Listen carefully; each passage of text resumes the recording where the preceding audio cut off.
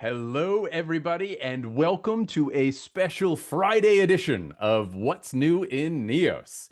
My name is Bryan Billig. I am the head of customer education here at Assembly Software, and this is my absolute favorite thing to do. It's release week, which means we've got all kinds of new features in Neos, and I get to show them off to you. We've got a good crowd coming in. Some of my favorite people are here. Thank you for joining us. I appreciate your time. Fast housekeeping. This used to be what's new in Neos in 19 minutes. I can't do that anymore. The updates are too big. And we have a lot to cover today. So I'm going to try and get you guys out of here in 45 minutes. That is my goal. If you have questions, there is a Q&A button somewhere right around here, I think. Feel free to click that and ask questions. I'll try and keep one eye on it as we go. And if we've got some time at the end, I'll cover as many as I can. But without further ado, let's go ahead and reshare my screen here. My Zoom completely disappeared. Where is it hiding? There we go. All right. We'll share that entire screen and we'll bring up Neos. Okay. So, looks like audio's good. Everything's good. All right. Welcome to Neos. You guys hang out in this program every day. So for these webinars, we do the same thing. We go to the What's New section and we just run down the list. So wherever you are in the program, you can always access this question mark up here. It will make recommendations based on where you are in the program, or you can jump straight to the support portal, or we put in the What's New button right there. So we'll give that a click. This will take us to our website, and we want to see what's new in November. This is the list that I'm going to run down, but you have access to it. You can go through the same path, just click the question mark, click see what's new, come to this page. So if anything that I do is a little fast, and I do talk a little fast, feel free to come here and review at your leisure. There's a lot of stuff to cover today, and we're going to be bouncing back and forth between different areas of the program. So let's go ahead and dive right in. So things kick off with new Zapier search functions. Now, Zapier is an integration in Neos. So if you go to settings and down to integrations, I call this the Neos App Store. There's all kinds of very cool stuff here that you can connect to your Neos system. Zapier is interesting because Zapier is sort of like a Rosetta Stone for the internet. So Zapier connects to Neos, but there are all kinds of things that connect to Zapier. So it's like a perfect middleman. There's lots of different examples here for different templates, but the most popular example is if you have a website for your firm that has some sort of chatbot, that has some sort of, submission, form where people can fill out their name and kind of what happened to them and click send. Some firms that comes in via email, but what you can do is set up a Zapier connection, and then those forms go straight from your website into Zapier and then into Neos as a new intake automatically. Now, I'm not going to get into demoing all of that now. That integration has been there for about a year now. And if you want more information, absolutely head up to the support portal and check out the knowledge base and the Learning Hub videos on Zapier. There's lots of stuff there on how to set things up. But this was a key change that was made.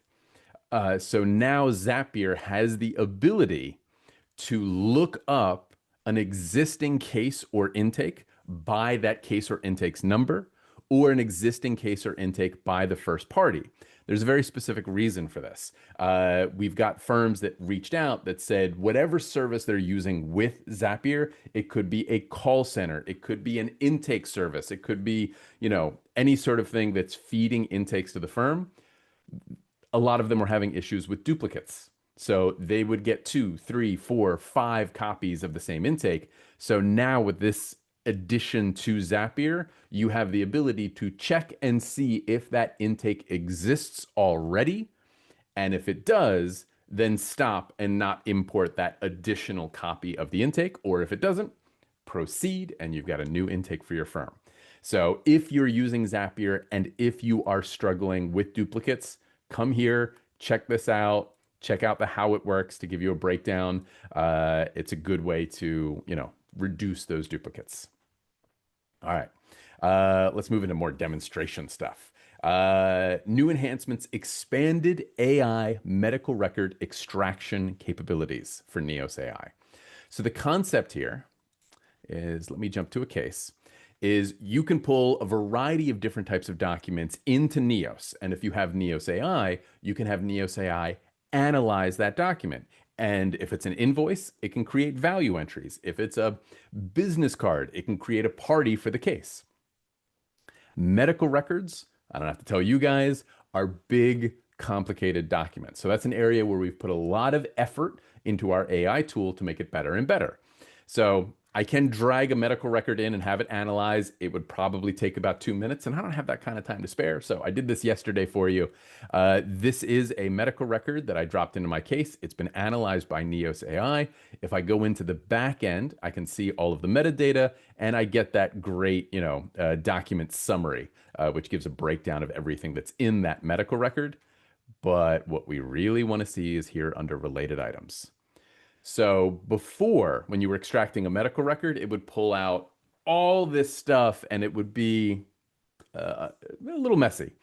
Now everything is much, much cleaner. It's broken down into categories. So this is a big medical record that I analyzed, and it has examinations, it has medical conditions, it has medication that was prescribed to the patient, and it has treatments with breakdowns of all of these things. So this is one document that has all of this information in it. So what Neos AI has done is gone through the whole thing and organized it for you. So, and you can go into any of these items to see them specifically. And these little, information bubbles are great to see everything that's a part of that specific entry. So absolutely, if you're using Neos AI, check out the new medical record extraction. Just upload it, select medical information, and analyze, and you're going to get this full breakdown with all of this very cool information that will allow you to get moving a little bit faster and getting the case up and running. All right. One down, two down. Let's keep going. Added new AI prompts and tags. Okay, so this is another Neos AI feature, and I promise I'm gonna have stuff for AI. I'm gonna have stuff for, everybody who's not on AI. I got lots of stuff, so bear with me. But what we've done is we've added new AI prompts and tags. Now, you guys have the ability to build out as many prompts and tags as you like. Go nuts. But what we're doing is we're increasing the library of prompts and tags that we provide. So let's jump to a case. As a matter of fact, let's jump to settings real quick. And under settings, we have two sections, one for prompts, one for tags. Let's start with prompts. Prompts are if you're using the Neos AI chat function, these are pre-done prompts that your users can select. They can obviously type a question if they want, and we'll give it a shot. But what we can do is build these out ahead of time so that your staff can just select them. So let's get an example here. For the prompts, we've got these projected settlement prompts, medical crosswalks, and a lot of deposition stuff. Let's come on back to my case. We'll select this medical record. We'll use the same thing. We'll open up a new Neos AI chat. It says, hey, do you want me to talk about this document? And I say yes. And then I've got these suggestions. So these are the prompts. This is where they live. You can click more to get more, but let's go ahead and click the projected summary. So what it did is I click that button and it automatically asks this entire question. So Neos AI is going to read the document. It's going to read my entire question, which is basically give me, a projected settlement summary range based on everything that's included in this medical record.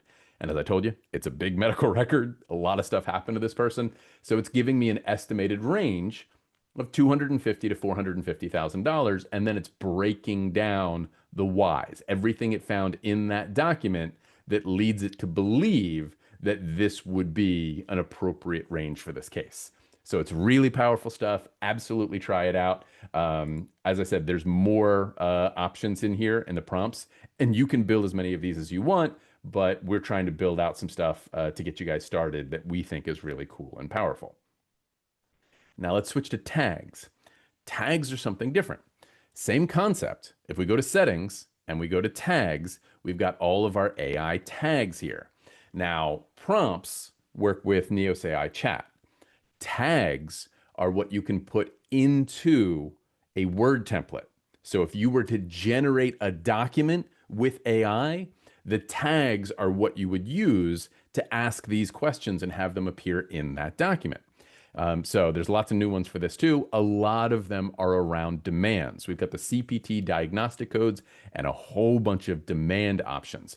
We had some originally when we launched with Neos AI. I think it was 3 or 4. Now there's a whole bunch more.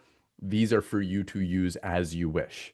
So if you want to do anything with your tags, you can come here. You can see all of these new demand tags. Um, and you cannot edit the ones that we provide. But you can create your own and grab this language, tweak it, do whatever you want. Prompt writing is as much art as science, so go nuts. But now you have these ones that we've provided, and what you'll do is you'll go to your templates and then your document templates, and you'll create a template with these tags in them. So this is one I created yesterday. Basic concept is I have normal tags for just pulling the name of the firm and its address and contact information, the name of the client, and then I put in these 6 new AI demand tags.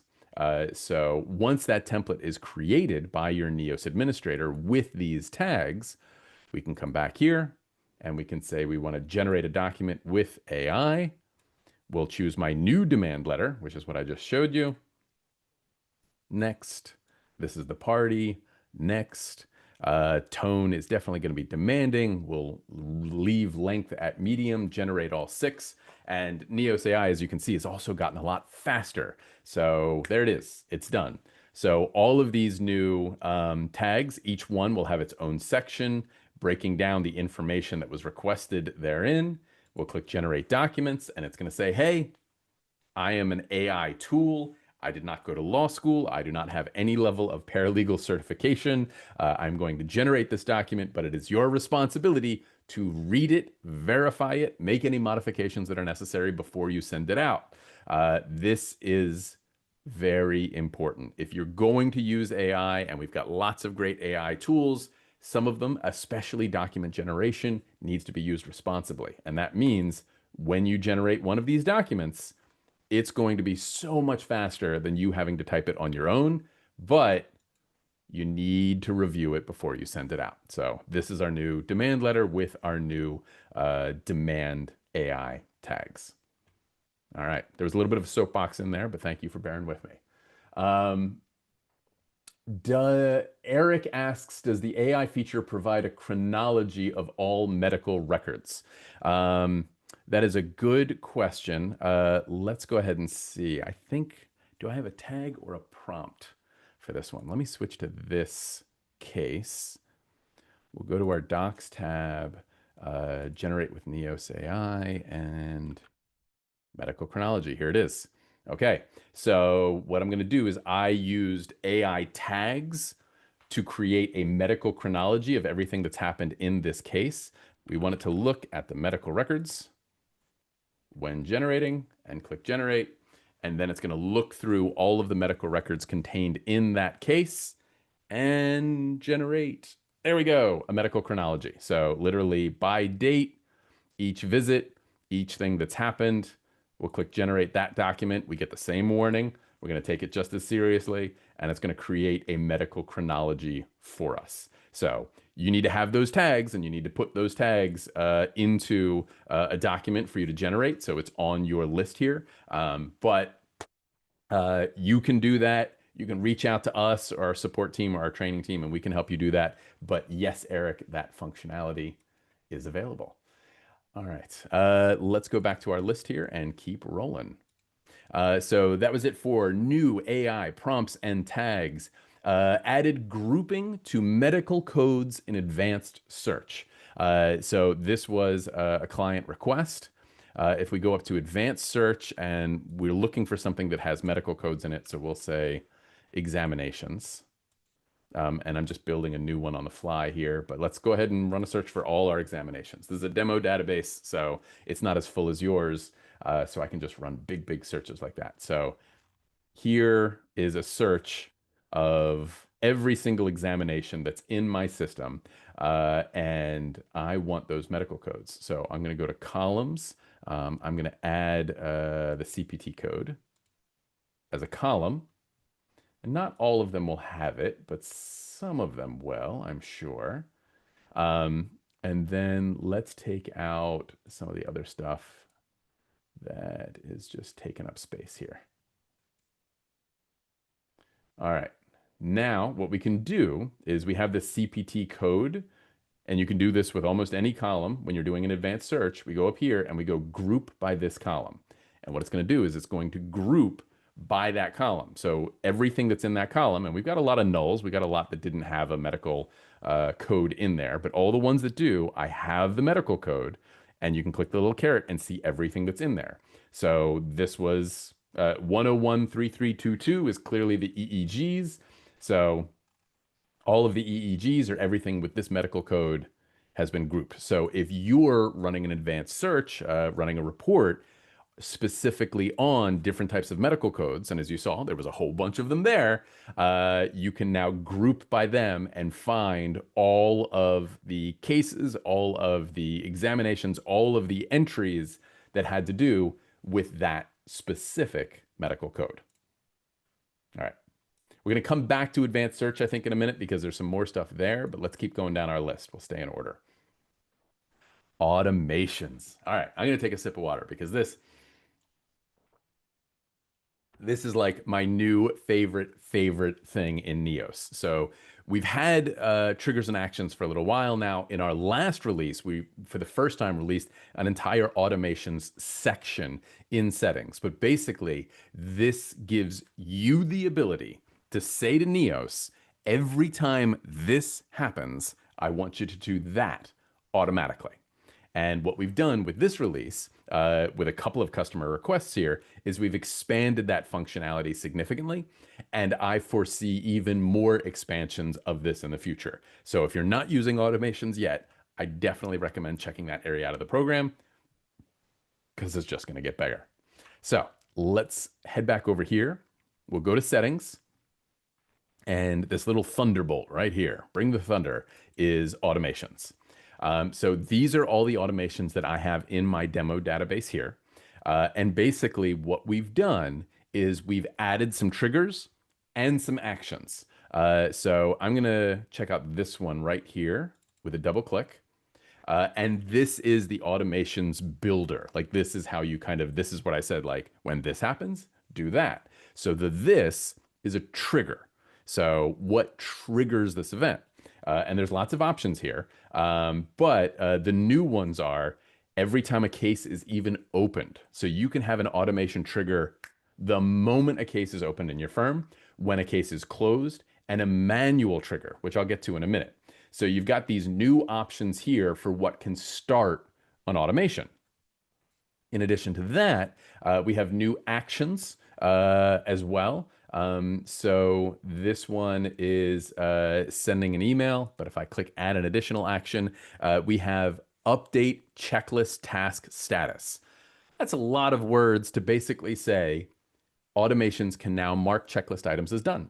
They can mark them as, not done, blank, not applicable as well, but most of the time it will mark it as done. So what this automation is doing is when a case is opened in the case type of medical malpractice or MVA by any primary staff, then send an email to the first party, and this is new as well, and to the referred by. So the to option now is multi-select. So you can send emails to multiple people, including referred by and referred to, as well as specific staff. So I've got all of my staff options here. It's not just the primary staff, but I can send emails to any staff member based on their role in the case. But I got sidetracked. I apologize. When the case is open, send an email to the first party, and if there's a referral, to the referred by. We're going to send our welcome email, which is again in our templates. So we've set up an email template that says, welcome to our firm. We're excited to have you. We're going to take very good care of you. And then also mark checklist item A10 as done. And if you want to guess, checklist item in my demo database and probably in your starter library is send that welcome letter. So when the case is open, it's automatically going to send the welcome email. It's automatically going to mark that checklist item as done, and the checklist is already proceeding just by opening the case.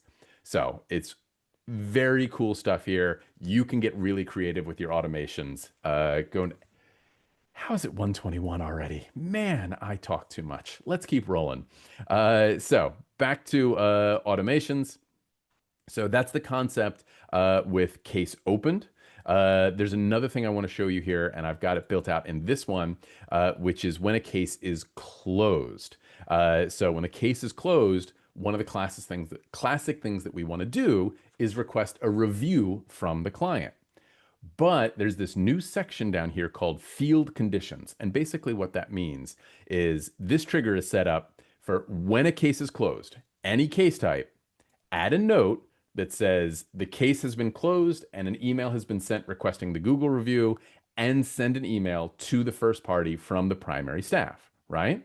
So it's going to happen for any case that's closed, unless we have these field conditions. And what we can basically do is put a saved report, an advanced search saved report here, and then this whole automation will only trigger for cases that show up in this particular report. So I built a report earlier, cases from Google. So I'm just doing it full circle with Google. So I'm saying any case that came in with the marketing source title of Google, and we'll run the search. We've got a handful here. So these cases all came from Google. And what I'm saying in our automation here is I'm going to attach this automation to that report. So now, every time, where automations, there we go.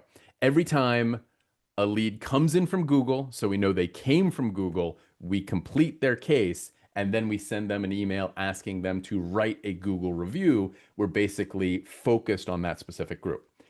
Again, get creative.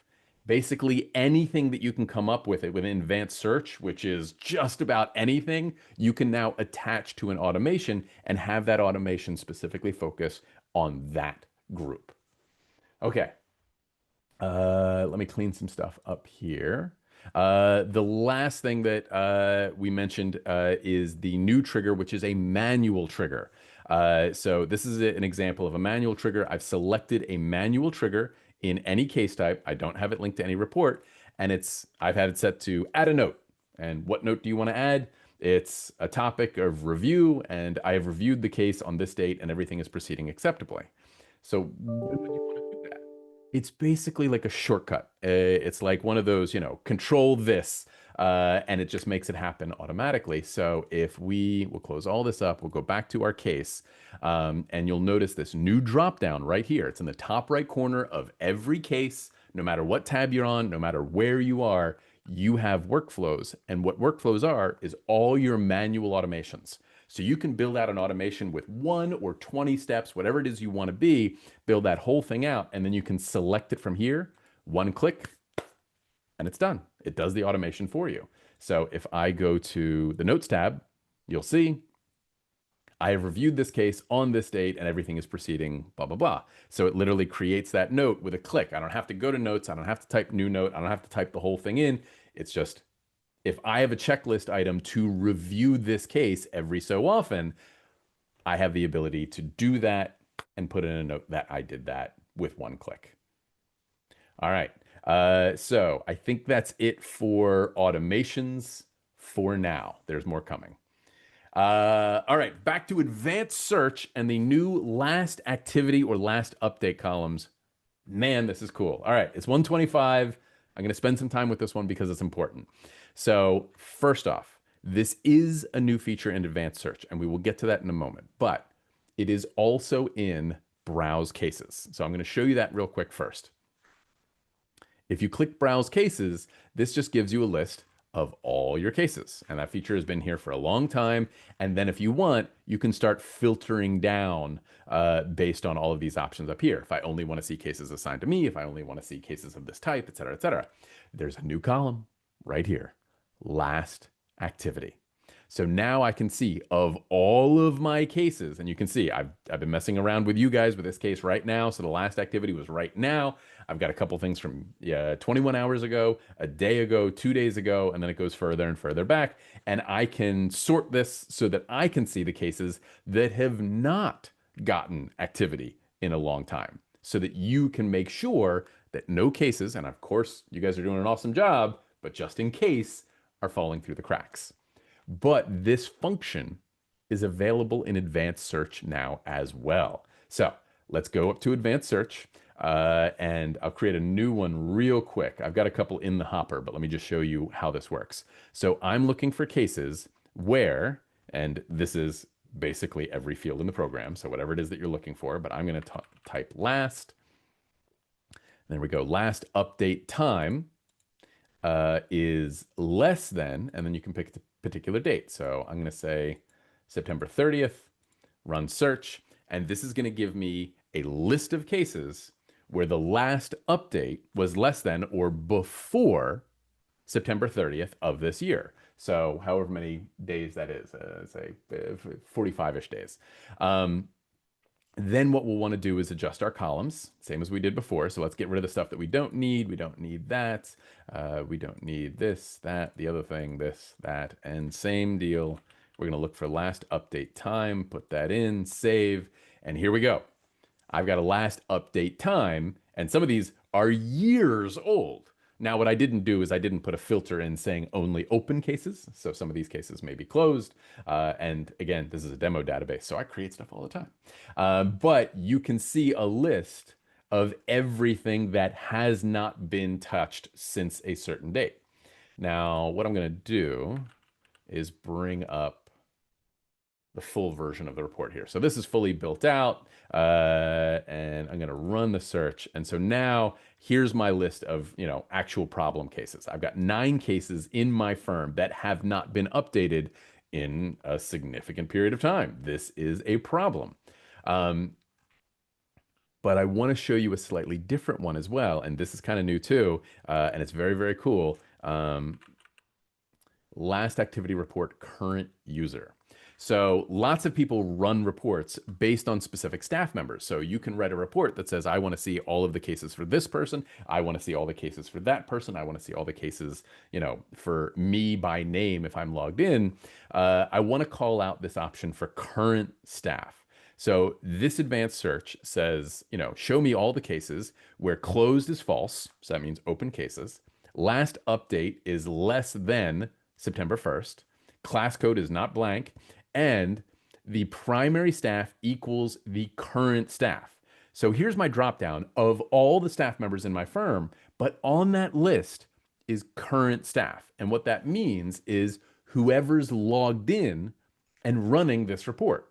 So if I run the report, I get the list of cases that are assigned to me because I'm the one that ran it.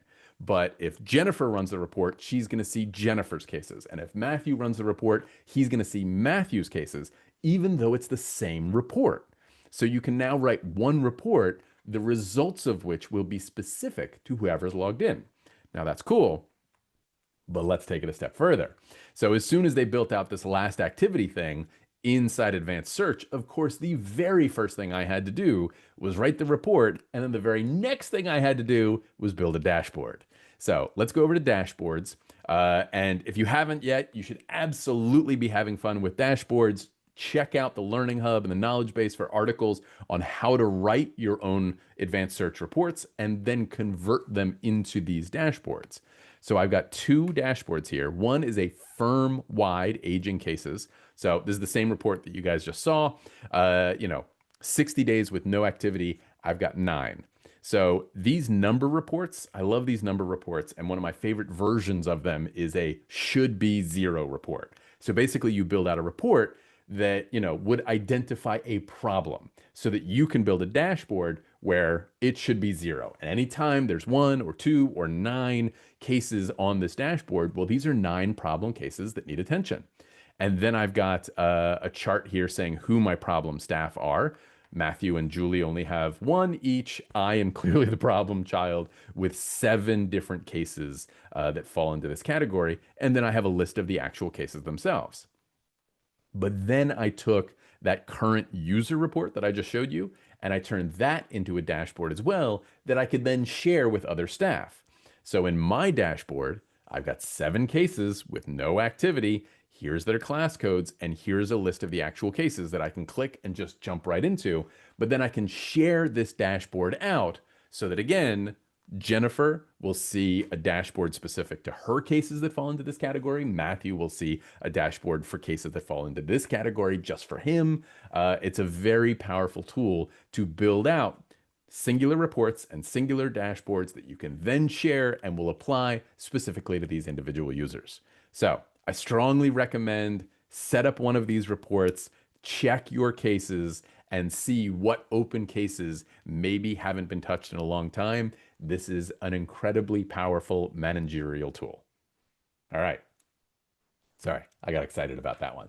Okay, let's keep rolling. Case checklist side pane updates.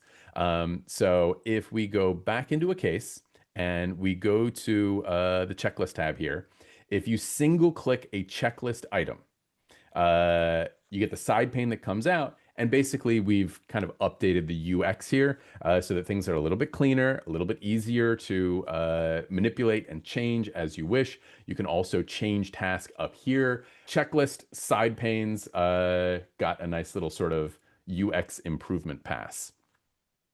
Let's keep rolling. Attachment handling for calendar events. So you know how you can take a file and attach it to an email? You can do that for calendar events now in Neos. So again, Neos is completely connected to your Office 365 account. So your email and your calendar are all kind of tied in together. I am going to go to my calendar here, and you can see my focus today is on you guys and this webinar. So I've got this big hold for what's new in Neos. I'm going to go into the event, and then you've got this new button here for add attachment. So I can click that and I'm going to see, all of my, recent files, but I can upload a file. I can search for something specific. Let's go ahead and grab that medical record because that's what we've been playing with today. And we will add that. And now that is attached to our calendar item.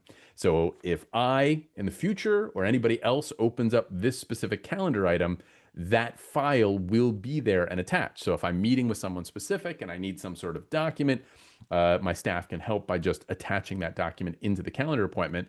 And what's even cooler is, again, Neos and Office 365, if I come to my Outlook calendar and I open this item in my Outlook calendar, the attachment is there as well. So this attachment follows the appointment wherever it is that you're viewing it from. And if I delete it from here, it'll delete it from there. One call out, if a calendar appointment is associated with a case, this particular one isn't, by adding a document here to the calendar event, it is not going to store that document in the case. It is a better idea to store documents in a case and then pull them from the case into the calendar event. That way there's always a record of them in the case. All right. Calendar fun. Let's keep rolling. Outlook webhook subscription management. Most of you don't need to worry about this too much. This is for the very, very large firms with very, very large Office 365 accounts with hundreds of users. This is something to make that integration. I mean, you saw how fast it was moving in my system. For most of you, it'll move that fast. For the really, really big firms, this is another way for their IT team to kind of set that up so that things move a little bit more speedy for them. But most of you will be fine. Auto-populate alternate case number. So when you are in a case, and let's say you're sending an email or you're doing something, sometimes the case number is dropped in. So like if I'm sending an email from Neos, it's going to say, this is the name of the case, and this is the actual Neos case number. Well, a lot of people have alternate case numbers for a variety of reasons, and you have the ability to customize what those are called. So in my medical malpractice case type, it's just called our file number, and I got 8675309 happens to be the case number here. Under settings, and firm preferences there, uh, and default info, you now have the ability to change the default case number. So if you don't want to use the Neos case number, if you want to use the alternate case number 1 or 2, you can choose to do that. So I'm going to change it to alt case number 1, and then I'm going to jump back to this case, and then I'm going to send an email again, and you'll see 867-5309. Now, for those firms that want to do this, when the release rolled out, there was a bug that was found. Some users will get an error pop based on using this feature. The team is working on fixing that right now. We expect it to be fixed, by next week. So if you have an issue there, you can just go back to the regular Neos number, give it a couple days. You'll see that your Neo system has been updated pop up, and everything should be working smoothly. But if you would like a different alternate case number as your default, you now have the ability to do that. And I'm going to go to settings and change it back because I like my Neos case number. All right. Cost in items in leads files, add unit cost quantity as editable fields. Again, a lot of big words.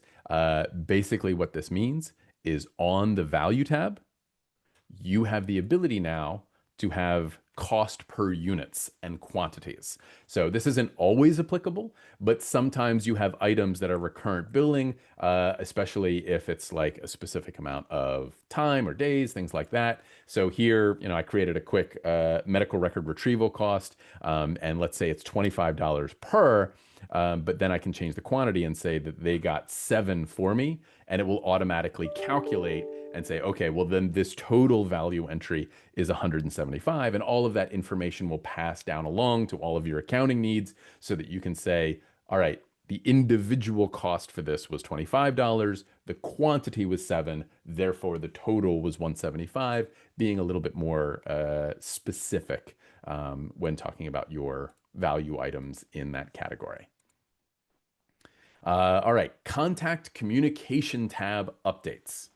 So what this is referring to is obviously when you were in a case, you have the parties of that case, right? We've got the different people, we've got the plaintiff, we've got the defendant, we've got insurers, we've got all of these people. And in the new contacts tab, you can see all of the people associated with a case. What you can also do is give any one of these guys a double click and it opens up their contact card. And what a contact card is basically the information about this person or company separate and apart from any cases. So when you create a person, they get a contact card, and 90% of the time when you're looking at them within a particular case. So everything that you're looking at is in that particular case. But you can look at them separate from a case, and this is helpful, especially if they have multiple different associations with multiple different cases across your system. So what's new is in the communications tab, now I can see all of the communications associated with this particular contact, regardless of case, including all the emails that have gone back and forth with them. So this particular person, I've got a lot of exchanges, and you'll notice that's because they have my email address. So this is all of the different emails of all the different cases that I've been involved in my little demo database here. So we can see case, different case, different case, different case, different case, straight down the list, and we can access any of these items. So if I want to look at a particular case, I can look at a particular case. But if I want to take that step out and look at this contact from a more global perspective, I can see all of the information associated with that person, regardless of which case it's associated with. 140. All right, let's close that up and see how we're doing here. Okay, we've got a couple of QuickBooks enhancements here. Almost every release is going to have a few things for our QuickBooks users to just continue to make that integration a little better and a little better and a little better. So I'm not going to demonstrate these, but the concept is that you can now sync approved value records, and you're syncing approved cost fee value entries. So if you are a QuickBooks user at a firm that's using the QuickBooks online integration, be sure to come to the page and check these things out. A couple of other smaller improvements, notes paging. So now if you're in a case and you're looking at an individual note and you're using the arrow buttons to go through them, You can go through the whole list. Nothing's going to stop you. When we update the system now, you're going to get this little pop-up that's going to say, hey, we've pushed an update. Click relaunch now. And basically what it's going to do is if you were in your, we'll call it your old Neo system, and you were working in there, you can save everything, click relaunch, and it's going to, put away the old, and it's going to refresh your Neo system with all of the new cool stuff that we're presenting today and in all of our future releases. So you might see this pop up from time to time. Save your work, click relaunch, you get all the new stuff. Staff profile, default email attachment type. So when we are in a case and we want to, let's do this one because this is what we've been working with. Let's say we want to email a file, and I've got some Word documents and I've got some PDFs here, and I want to send as an email. You have these options here. So for my attachments, do I want to send them in the original format, which means one Word document, one PDF document? Do I want to PDF everything? Or do I want to send a link? And a link means instead of sending a copy of the document, I'm sending a link that when clicked goes back to the original document in my system, which will only work for people in my Office 365 environment, meaning people who work at your law firm. So PDF is really great if you're sending things externally. If you're sending things internally because you would like to collaborate, link is the best choice. And what we've heard from our users is that some people fall very much in this category, and some people fall primarily in that category, and they would prefer this to be the default. So I'm going to cancel here. I'm going to go to my staff profile. And if you don't have this button, you can just go to settings and staff and look yourself up. But I've got this little shortcut right here. And under advanced, I now have two options. Advanced always had one before, which is if you open up an Office type document, like a Word document, do you want it in the web version or the full desktop version? And now the second one, send email attachments as links by default. So if you really work internally at the firm and you're sending stuff back and forth internally to sort of collaborate, then by all means, check this box, and then link will be your first choice. But keep in mind, if you are sending something externally, you will want to select one of those other options because someone who doesn't work at your firm will not have access to click that link. All right. Added warning modal for bulk action. So if you're moving things to another case, let's say you put in a party to a wrong case, you had lots of tabs open and you entered the party in the wrong place, and you want to move them someplace else, you can absolutely do that. You just select them, bulk actions, move. But we've put in a warning that says, hey, if you're going to do this, be aware this is, what's happening, because a couple of folks were struggling with doing that too often. Okay. And you could register for a webinar, but you're already here. So you don't need to register for the webinar. But whenever going through this new feature list, you can always click this link at the bottom to come hang out with me. And here we are at 1:45. We've run through the full list. You guys have been awesome. I appreciate you. So let me call out one thing here while I take a look at these questions and see if there's anything I can snag real quick. Okay, so the support portal. As they say, don't sleep on the support portal. Absolutely give this question mark a click and come check out the support portal. There's so much cool stuff here. If you have any questions, chances are your answers are here. So we've got the knowledge base with all of the written articles. If you're a written learner, you've got a reading learner. I said that wrong.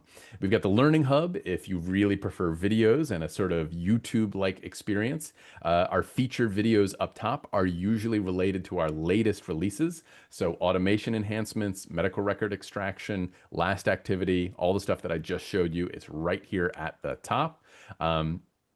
You can sign up for training.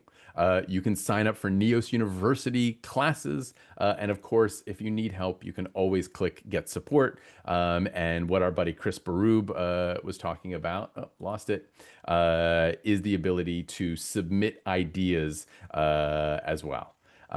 Okay, so let's go back here. And before I let you guys go, Chris, will automation ever be able to run based on time, like 4 hours after a new intake has been created? All right, so I am not allowed to talk about features that have not already been released because I blab. But I will tell you that the concept of automation is going to be getting more and more triggers and more actions. But setting up those triggers in a way like that, I think you would be happy. So that's maybe on the drawing board very soon. All right. And what is considered activity from Shania? So, from a last update perspective, if we're looking at like this type of report, it is any change made to any field in a case. So, if you just open the case and you don't change anything, that's not an update. But if you go in and you change the class code, or you create an upload a document, or you make a note, or you send an email, or you mark a checklist item as done, or you change somebody's phone number by 1 digit, anything you do from within a case is considered activity or an update and will trigger a change in that case's activity feed. So anything that happens in the activity feed is going to, create an entry in that update time. All right, let me find one more here. Where is the attachment feature drawing from on the calendar? Okay. So when I did it very quickly, but when I opened my calendar, um, and I went to add this attachment. So first thing it's going to give me is this is basically a list of my recents. So while we were hanging out here, you saw me access this medical record, and then we created this demand letter, and then we created this medical chronology. So it's the stuff that I touched recently. But we can filter by specific type, category, or tags, or we can literally just manually upload a file ourselves. So you have a variety of options. I'm going to call it there. You guys have been amazing. We are at 1:49. I know this was a long one. Thank you very much for your time. I'm going to jump to the next slide here. If you have any questions, you can always email me. You can always reach out to our support team. We are always here to help. If you enjoy this webinar and you want to check out like some specific educational webinars, check out this top link for our Neos Academy. Every month we've got a new category. We run a new webinar. Our training team is fantastic and they do a wonderful job with those. It's a great way to up your Neos experience. And if you don't want to do like a webinar at a specific time, feel free to sign up for one of our online classes at Neos University. So I'm going to call it there. Again, thank you so much. You guys are the best. And I will see you for the next release.